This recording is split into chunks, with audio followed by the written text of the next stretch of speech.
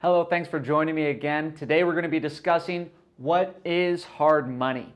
I get this question a lot when I'm talking to my borrowers, and hard money has this vague description around it, and most people don't really know what it means. So today we're going to break that down. We're going to go over the positives and the negatives, and we'll talk about how you can use hard money as a tool for investing in real estate. So what is hard money? Hard money in essence is short-term, higher interest money that doesn't conform to typical lending guidelines. So an example of a hard money loan would be something that looks like 12 months, interest only, and it's at an interest rate of around 8 to 15%. That's a typical hard money loan. And so people have this real negative connotation when they hear the word hard money. They associate it with something really bad. But there's actually a lot of positives that come along with hard money, and it's a real useful tool for investing in real estate. Let me explain. I'll just go over the positives with you. So I'll just write this on the board. So some of the positives of hard money is, number one, it's really quick financing. So if there's a property that's in foreclosure, for example, or you have a contract and it's closing quickly, you can close with a hard money loan within just 1 to 2 weeks. 1 to 2 week close. Now, not all hard money lenders are this quick, but most are. So if you have a quick close coming up, you can get that done with a hard money loan. The second big positive, interest only.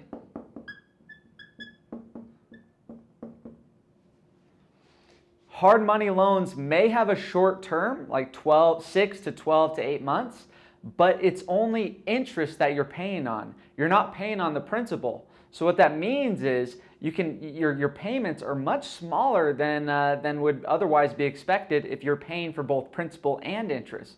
So being that you're only paying interest on the loan, it's a really good incentive for people who are developing or fixing flip properties because it makes your payments really low. Third big positive, let me just get my notes. That's right. Minimal underwriting. Hard money loans have very minimal underwriting requirements. So what I mean by that is typically if you're going to get a conventional loan, they're going to ask for your last 3 years tax returns. They're going to want to see income verification. They're going to want to season the source of funds, where you're getting the money for the deposit. Hard money loans don't have any of that. Typically, hard money loans, the underwriting extent is, do you have the money to put down for the property? And do you have experience in what you're getting into, whether that's construction, rehabbing, or some hard money lenders don't even care about your experience. So the underwriting guidelines for hard money is super minimal. So that's one of the reasons why it's so quick. So anyways, these are just a few positives of why hard money can be a good tool moving forward in your investing. There's a whole bunch more of positive reasons why you want to go with hard money, but these are just a few that you want to keep in mind. Now I'll just go over the negatives with you. It's only fair that if we're going over positives, that we go over some negatives. So I'll just write this on the board, negatives. So a few negatives, there's only a real couple major negative points when it comes to hard money that I can think of. And number one is the interest.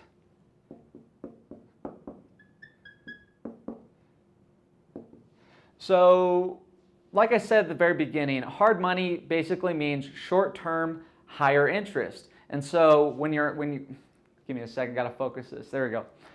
When we're talking higher interest, what that means is typically between 8 and 15%. Now, if you're looking at like a conforming, more of a conventional loan, you're looking at around 3 to 5%. So when you hear 8 to 15%, it's like, whoa, what's going on here? But one thing to keep in mind is, remember how we discussed it's a 12-month interest-only loan? That means the loan is only for 12 months. So when we're talking interest in comparison to like a 30-year loan, it's really not that much that you're giving the lender in interest. If you look at a 30-year loan at 3.5 interest, you're actually going to end up paying over 500% of that loan over the next 30 years, while in this case, it's only 1 year and you're only paying, 12%, let's just say 12% interest in 1 year. So you're really not paying that much more in comparison to if you were doing like a conforming loan for 30 years. So keep that in mind. Now, second big thing is the term. So the term on these loans, like I said, I need to focus. Like I said, the term on these loans are about it's probably 6 to 12 to 18 months. That's typically what you're going to see with these loans.